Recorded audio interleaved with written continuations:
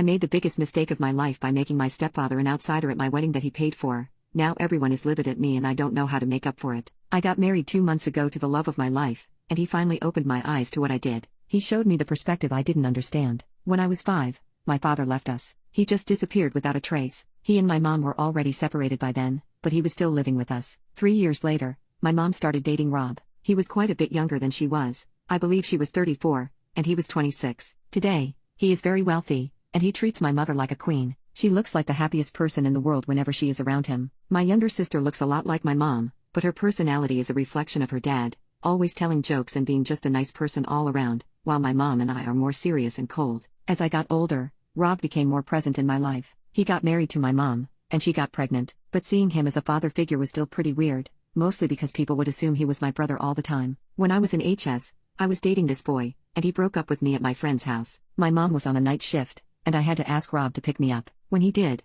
he comforted me, took me to get ice cream, and when we got home, he told me something like this: "Whoever made you sad doesn't understand that you are the best girl in the world, and it's their loss. Don't beat yourself up because others are too stupid to see it." I just told him, "I wish you were my dad." He smiled and said he wished that too, and he could be if I wanted to. We left it at that. I never called him dad, but from that point forward, I saw him as a father, and I think he knows it. I finally reconnected to my biological father about a year ago. It happened because I got engaged. When I came to my mom's house one day, he was there, and I couldn't even recognize him. He was way thinner than he was when I was a kid. He struggled for years with depression and substance abuse. My mom and Rob helped him get clean, and they even paid for his stay at a great rehabilitation center. They decided that it was time for me to meet him again finally. I don't want to explore much on how this was, but all I have to say is that I'm glad to have him back in my life, and I'm glad to be able to help him heal. He suffered a lot. He got lost, but now he is at least trying. Rob and my mother paid for everything at my wedding, which was amazing. The church was beautiful, and my husband looked amazing. The one mistake I made was that I chose my biological father over Rob.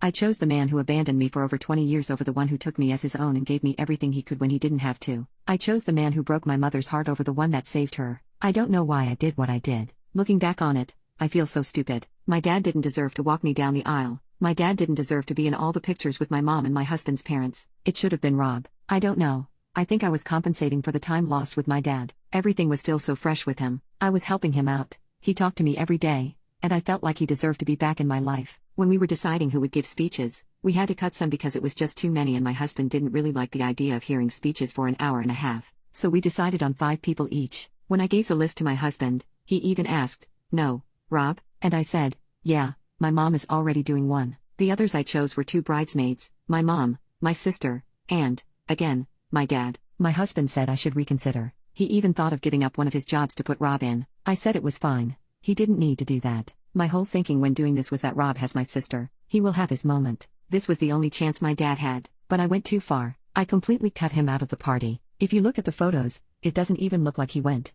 My mom looks like she is faking a smile in half the pictures. I don't have a single picture of him. He only appears in group pictures and some with my husband. I only realized this when I texted Rob 2 days ago, asking him about a gift I'm giving my husband for his birthday. He answered. Then, he asked about my car with a mechanic friend of his. He answered. Then I asked him something about my insurance. He did not answer. A little over an hour later, my mom called me. She just said, "Do you have no shame? Do you not understand what you did?" I just listened, and she told me not to talk to Rob for now. I was just so confused. I got home and told my husband, and he just said that he knows what she is referencing but he will talk to her first. Later, he showed me the wedding photos. He went step by step through everything I have listed here. He talked calmly and broke it down for me. By the end, I was crying so much that I had a headache. What an inconsiderate idiot I am. He told me he and my mom didn't tell me anything before the party because Rob asked them not to. He understood that it was important for me for my father to be a big part of this day, and when they protested, he said that they should not make me worry about these small things. I don't know what changed from before the party to now. My mom only told me that he needed a bit of time and that he would talk to me soon. My husband kept telling me that I had made a mistake,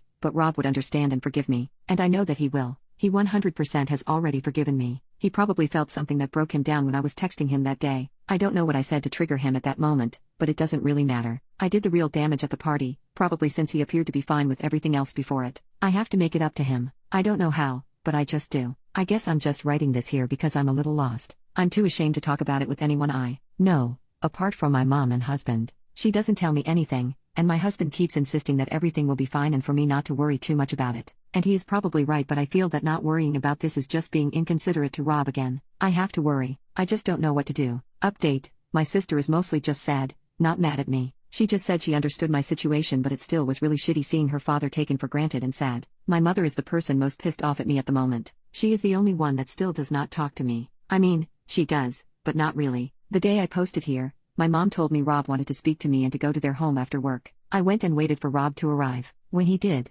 my mom left us alone. He started by saying that he was hurt by what I did at the wedding, that he knows he is not my father and that he would never try to force that on me, but that he at least thought he had some sort of importance in my life, and seeing me just not give him any importance apart from talking to him when I need help with something made him realize that I do not view him he thought I did. At this point, I was already crying so much that I couldn't even talk. I waited for him to finish, and when he did, I just told him basically what you all saw in the post, that I effed up bad, that I was inconsiderate, that he is one of the most important people in my life, and that what I did was unforgivable. He said something about my time at college, and I said, but that was because, and stopped. He asked me, what, because of what? I just said, nothing, you are right, that was my fault, and I should have done better. He was pretty angry at that point and he started to smile, and we talked about me taking responsibility for my actions. It's something I am terrible at. It was an issue at my old job, and since then I have been trying to be better at it, but not very successfully. We talked about a lot of other things not related to the wedding. At the end, I just told him that there were two things I wanted to say for him to take away from this conversation. I did mean it when I was in HS and said that I wished he was my dad. Even now, with my biological dad in my life, I still feel that way. The second thing is that I know it will be hard for him to believe it right now because of what happened, but I will try to prove it to him for as long as it takes. For those interested,